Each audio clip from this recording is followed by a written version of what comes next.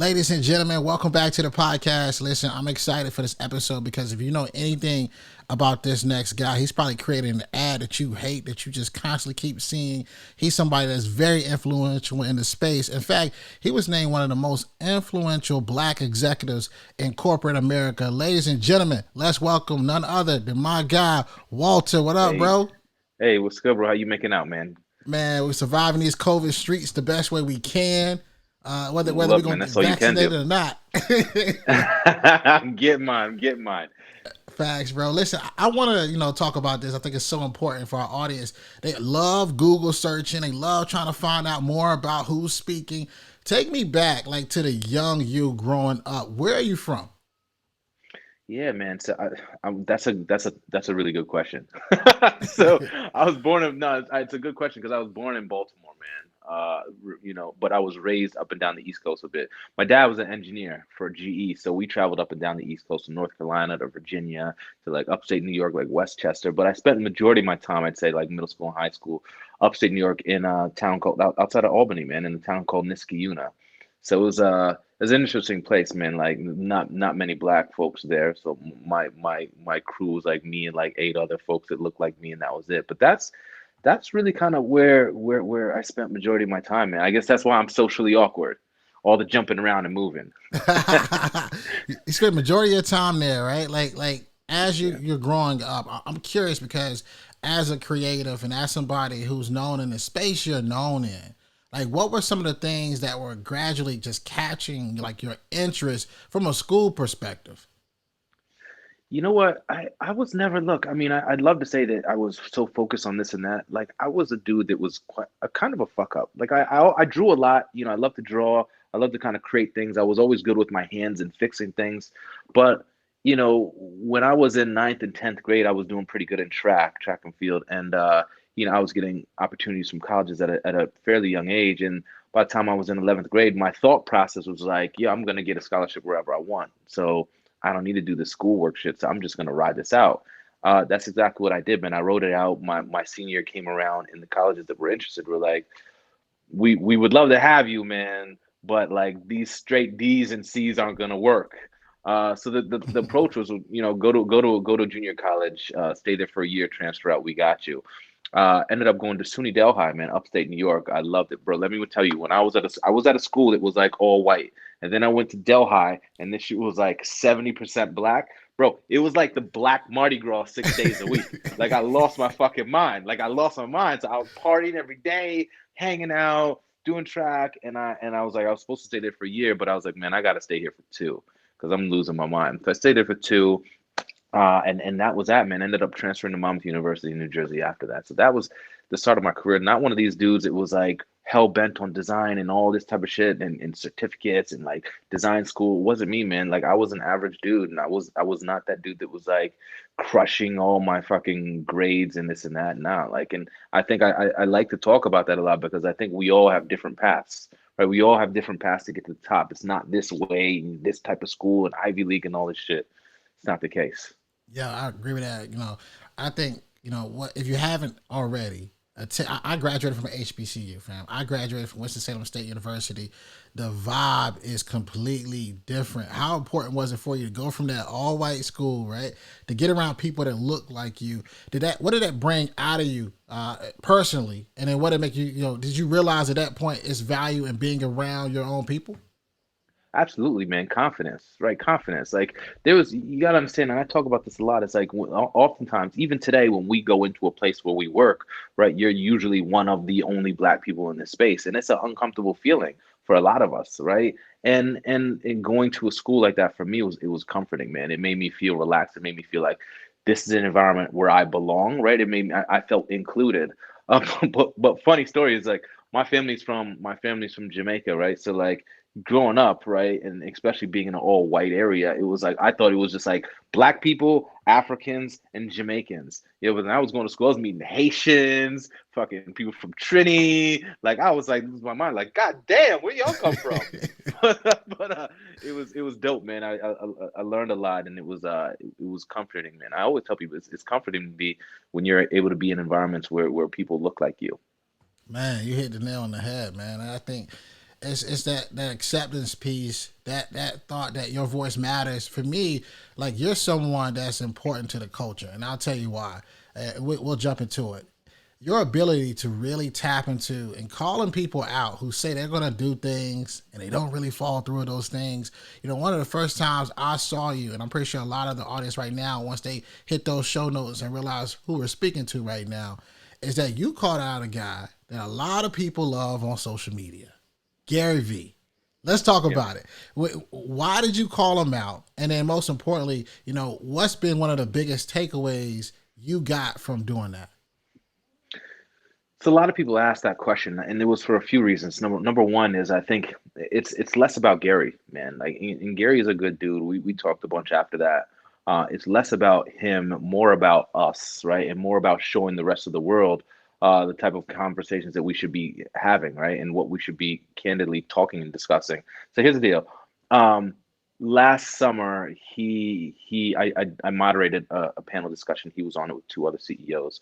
And in that discussion, he had made a promise. He said, I promise that by January 1st, I'm going to have two black people in my C-suite. And I don't care what it takes. It's, you know, like I'm the CEO and I'm not underneath the holding agency. So I can do what I want. And what I say goes. Boom, done. Right? Axe dropped. When he said that, I was kind of startled, like, oh, okay. So I saved the video clip, right? My man, I had that like in my camera roll for like months, okay? Because I wanted to see if he was going to come back with it. So January 1st came and gone. I didn't hear anything. I still waited around. So in February sometime, I forgot exact date.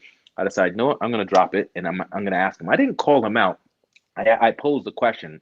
And if you read the post on my Instagram, it was as simple as like, hey, look, Gary, you said you're going to have two black C suites. I love seeing this. I would love to see other executives do the same exact approach because we need more people at the table. Gary, I'm curious, did this happen as of yet? And if you need help, let me know. Right. So it was a question that kind of took off and went viral. A friend of mine shared it on Twitter. He ended up seeing it and responding with a video post on Twitter. I didn't think the response was a great one, so I sent him a DM. Yo, let's talk about this, but I would rather talk about it publicly in front of everybody. He surprisingly he agreed to it, and a week later we hopped on and we did a live, and we had 43,000 people join in for the live. Now, it was less about calling Gary out, or more about saying, hey, guess what? If I call out and have a candid conversation with the most well-known executive in advertising, that's going to do one thing specifically. It's going to show other C-suite leaders like, oh shit, I could be next, right? But more Mm. importantly, the fact that Gary held the conversation with me showed other leaders, you know what? It's okay to be transparent. It's okay to say, we didn't get it like we wanted to get it. We fucked up and we're working on it. And this is the plan of action. This is what we're doing to get there. But then for people like us, right, and people that look like me, the intent was to show us that, hey, we can ask questions of companies. We can ask questions of executive leaders, right? We don't have to be assholes about how we do it, right? But if given the right approach, right, there should be nothing wrong with asking them these questions and trying to get an answer for them, right? So that was about building confidence in the rest of us. Yo, I think you definitely did that, and I'm pretty sure like there's other companies that were looking at the many people sharing that, talking about it, and saying, "Oh snap, we got to get ready," and most importantly, stick by our word and stand on that. Like for you being in the media, the market, the tech space, you know, what made you say, you know, out of all industries, this is the industry where I know I can make a difference? Yeah, the thing is, man, I mean, I played in the technology space for a while. I worked at places like New York Times, Viacom, Google, and MySpace. But being here at an agency, specifically one of the largest creative agencies in the world, like it gives me the ability to touch brands like I wasn't able to touch brands before, right? And this is why it's important that we actually get people of color, specifically black and brown people at the table working like in these agencies because we are responsible for inspiring countless generations of individuals. Now think about this for a second. You have brands out there like McDonald's and Wendy's and like all these different brands, right? When they're out here advertising and promoting products and promoting things, right, to individuals, it's just like with movies, right? Like when you see people who look like you in that advertisement, it shows a pathway. It shows that, hey, this can be me. And we see in movies like, Avengers and all this stuff, and they're having all these black, like, look, the new James Bond, the new 007 is a black woman. When Mm. my 6-year-old daughter can see that and say, I can be James Bond, I can be 007, that's powerful. But getting there means you need to have black and brown people who are calling those shots. So when you see like the Gucci shirt with the monkey lips on it, right? And people say, damn, how in the hell did that happen? Well, that happened because a black person isn't sitting at the table saying, nope, guys, we shouldn't do this. That's a bad idea, right? It happens because when you look across all the major, there's 5 major holding agencies that essentially own all of the creative agencies across the world, right? And across these agencies, there are only two black chief creative officers. Two, right? There are probably hundreds Mm. of black chief creative or white chief creative officers, but there's two. Now, underneath the chief creative officer is what's called an executive creative director. That's what I am. And like across that now, across the same 5 holding agencies, there are now 8 as of a week ago, right? Another one just got hired, recently underneath my holding agency as well. So that's a problem. So when we ask, how are these people fucking up? Well, because there's 8, what, 9, 10 of us at this senior level that can make that call, It's crazy. right? So that's the problem. How do we change that? How do we get more seats at that table? That's a tough question. I think it starts first with, motivating and inspiring a younger generation, right? It's showing these, like, I didn't know what a creative director. I've been doing this for 21 years now. I didn't know what a creative director was until like 8 years ago in my career, Mm. right? It's it's showing these kids, inner city kids, all these kids are like, yo, hoops are the only way you could get paid, right? Not a Ooh. lot of people know, right, that like in this type of job, like all those ads you see for fucking Jordan and movies and shit, like we're the ones who come up with those ideas, right? And Mm. and culture is moving all of this shit, right? So it's easy for a black and brown kid to come up and do what I do, but they just need to know about it, right? So it's about showing them and showing them and inspiring them and allowing them to know that this is a pathway.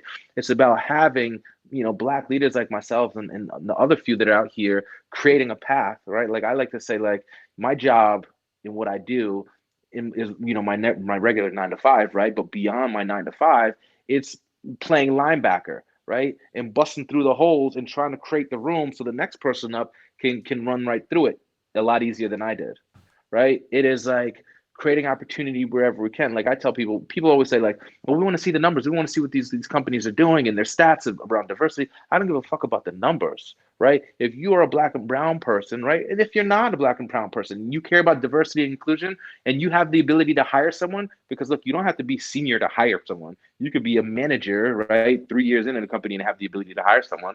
So Facts. hire a person of color, right? That's when we talk about inclusivity and what it means to feel included, right? Part of that is it has to be ingrained in your culture, and ingraining some shit in your culture means there needs to be other people that look like you there. It's like to my point earlier about when I went to Delhi, like I felt included, I felt welcome, I felt like this is a place where I belong, right? So that's where. But I even do shit like I have a 13% rule that I wish more people would take on. I tell as many people as possible because it's a simple one.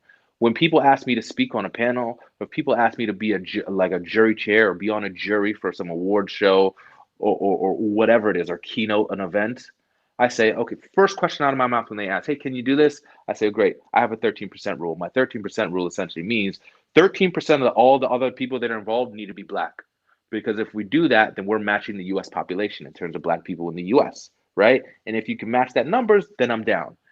And if you're having a hard time getting that numbers, I hear 20, 25, or 30 people on this Excel document that you can reach out to, right? That are all black people. And I am not actually going to be giving you other black leaders and executives. I'm actually going to give you junior and mid-level people. And you're going to do this because these are the people that need that opportunity and they need to share the spotlight, right? Not other executives like me. Like we don't need any more than what we already have. We need to help bring up the next group of individuals. So that's sending the elevator back down.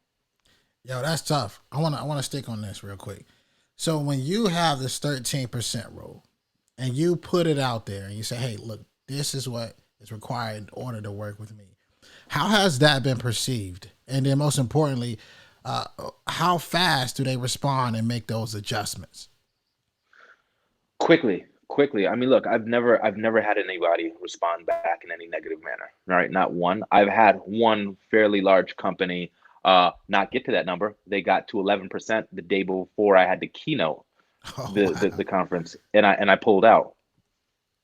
right? I pulled out at the last minute, and I know I left them hanging, but this is my rule, and this is what I abide to, and this is I had told them weeks before, so you can't wait till the day before to say, well, we didn't get to that number, right? And we can't say that we can't find these people because we exist. There's plenty of us out here for these type of opportunities, right? So no, I haven't had any negative feedback at all. Majority of the time, people say, great, let's try to go above and beyond 13. Let's see how high we can actually get that number. Yo, I just want to say, yo, you just having that in place is a complete game changer and a trailblazer. It's making them put respect on our name. So I appreciate you for doing that, bro. And I know Yeah. people right now are like listening. They know your specialty. They know what you're good at. So I got to ask you some questions regarding that because there's so many people that want to say, oh, I want to put this ad out. I want to market towards this audience. What are some things that you've seen work with ads that have been successful that you don't see a lot of people just even trying? I mean, at the end of the day, it's all ads are about relevancy, right? It's like if you can create an opportunity that's relevant to someone, they're gonna engage, right? If it's about talking to a specific culture or type of people, then I always say like it's important to actually make sure that culture, that type of individual is represented at the table or in the work, right? So I could go through a list of campaigns that have come out over the past year, 2 years, right, where they've targeted Black people specifically, and all the people working on the campaign were white, right? So like, and look, I get that there's plenty of opportunities where they get that right, but if you really want to fucking get it right, like if I'm talking about disabilities, right, then it would probably help to have someone who has that disability sitting in and doing the work. If I'm talking about doing an ad or targeting like Indian people, or then I might want to have someone who's Indian sitting down because like I don't know everything about the Indian culture, right? Like not like Facts. I don't like so it's like I can't represent the creative in a fair manner to those people if I don't understand everything. There might be things that are totally cool here in the US, but in their country, in that culture, it's absolutely inappropriate, right? But you wouldn't know that unless you have the right person sitting in on the work. So you might go move through the work with the best intentions, but fuck up because of that, right? So I say all the time, like that's really it's about creating teams in an environment where you have multiple types of backgrounds working collectively together on the work. Yeah, that's powerful because one thing is you can't speak on something you know nothing about, right? Like Hmm. that's guaranteed to flop, guaranteed to fail. Like for you, working with so many different companies, so many different brands, has there ever been a moment where you've tried something? I'm pretty sure you can definitely attest to this. Have you ever tried something that did not work, that almost made you want to stop?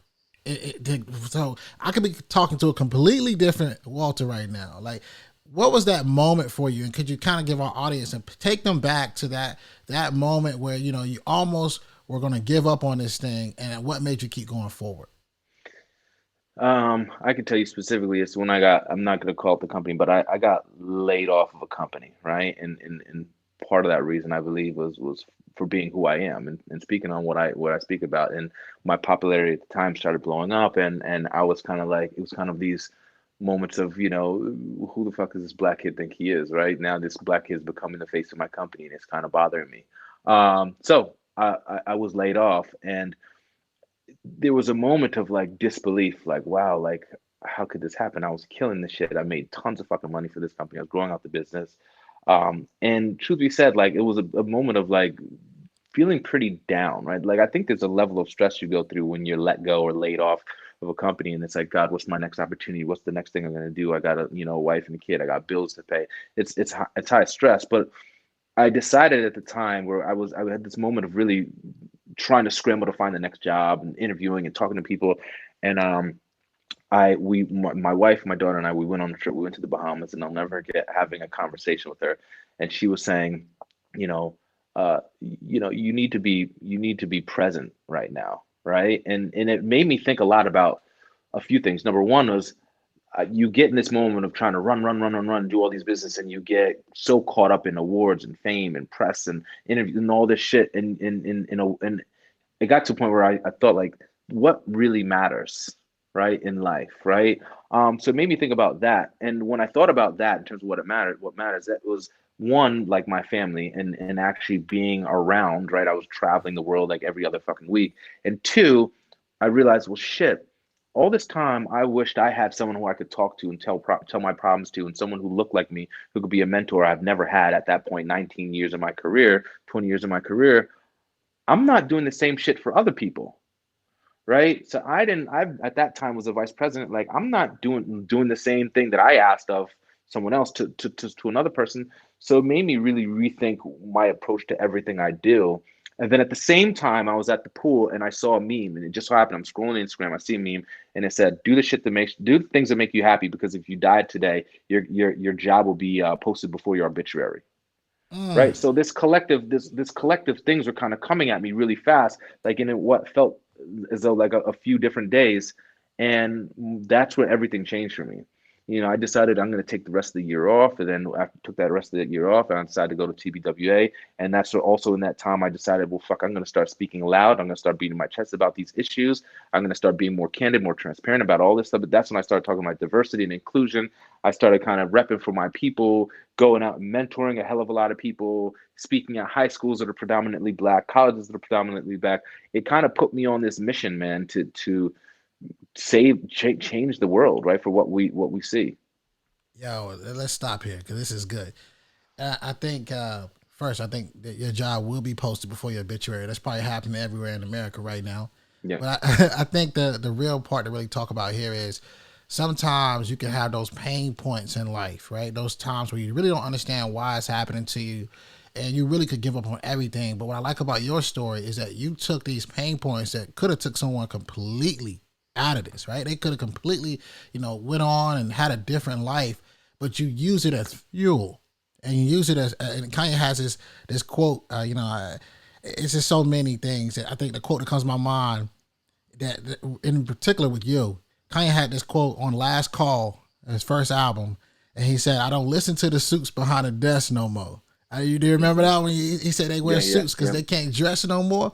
And the reason why I say that is because I feel like that's what happened when that person, got you laid off, is that you didn't listen to them anymore. You used the same things that people said that you shouldn't do as what you should be doing. Let's stick there. How important you think it is to really put your flag in the ground and stand on something you believe in? I think it's important, man. And truth be said, if that moment didn't happen, we probably wouldn't even be having this conversation here, right? It's important, but it's also difficult, man. Right? Like a lot of people, it's good to kind of stand firm with what you believe in, but you know, speaking that publicly is a whole different game, right? Because Mm. the biggest problem right now is that even for many black executives that I know, like not in this space and other spaces, they don't want to say some of the things that I say because there's this fear of backlash. There's this fear of, well, if I say that, then my company might think this, or it might cause me my job, or my CEO might say that, right? So that's a bigger problem, right? So when we talk about putting your stake in the ground, for me that means being able to be confident in who you are and showing up as who you are and speaking for what you stand for, and that's it's hard. I'm fortunate that I've been, at TBWA and here at VMLY&R, like two places that believe in what I say and my approach to what I do and stand behind it. But that then allows me to be comfortable with getting out here and having these type of conversations. Now, not everybody has that, right? But there's many things outside of that we can do, right? It's like my 13% rule, right? It's like that's not a public thing. That's a conversation you're having back doors with someone Mm-hmm. else. It is hiring black and brown when you get the opportunity. It is making space at your table for other people, right? So there's many ways that you can kind of put your stake in the ground that's not necessarily, as public. But I go back and say that, being public, if we can, is so important because, when we come in numbers, that changes everything. Man, listen, there's a power in numbers, and I learned that Yeah. when I interviewed Mims. We were in Times Square. He said that it just still sticks with me to this day. There's a power when you really get together and really figure out what's next and what's possible. It can't be denied. Yeah. I want to ask you the question that we've asked every single person that has ever been on this podcast. And that is whether you are somebody who graduated college or perhaps, you didn't graduate at all, fam. You didn't even get a degree. You never walked across this stage. You're asking yourself the question of the show. School's over. Now what? What advice would Walter give? Look, I mean, look, as I had said earlier, like I graduated from Delhi with my associates, but I didn't finish my bachelor's at Monmouth, right? Because I didn't have the money to finish my last year. Um, I don't necessarily look, school's not for everybody, right? Like everybody has their own path. So I tell folks all the time, like go with what your passion is, right? Go with what your gut says. In the space of creative and design and development, um, you don't necessarily, and I hate to be this guy that says this, but you don't really need a degree. Like I've had plenty of times where I passed on the kid from Harvard and went with a kid who didn't even have a high school diploma, Mm. right? It means nothing to me. Like what I give a shit about is the work. Can you do the work, right? And that's all that matters, my man. Powerful, powerful way to end this thing. Listen, people right Yeah. now that are listening right now to this episode, they want to learn more about you, what you've been working on, but most importantly, what you got up and coming. Just give everybody all your social media platforms and where can we find you? Yeah, I mean, if you can look for at Third Gears, 3RDGEERS on Instagram, on Twitter. Instagram pretty active. You can look me up on LinkedIn. That's where I cause a lot of drama. It's Walter T Geer the third. I mean, and I use LinkedIn for my drama because that's where the executives reside. That's where they're at, and that's the decision makers are at. So yeah, I mean, come through. I will say, I make it a point, man. I respond to every single person who reaches out to me, every DM, every message. I think it's important because there's so many times where you feel like, damn, I wish I could talk to this black exec and ask this question. I still don't get answers from a lot of black execs, and I think it's important to open up that communication. So if you reach out, I'll be there. Walter, fam, I appreciate you, what you've been doing, most importantly for the culture, but just the community in general. Guys, be sure to, stay tapped in with him. And for those of you that have been listening, always remember, dream it, believe it, go out and get it. Hey, what's up, fam? Thanks for watching. Don't forget, hit that subscribe button, smash that like button. We'll see you next week here at School's Over Now What. And always remember, dream it, believe it, go out and get it.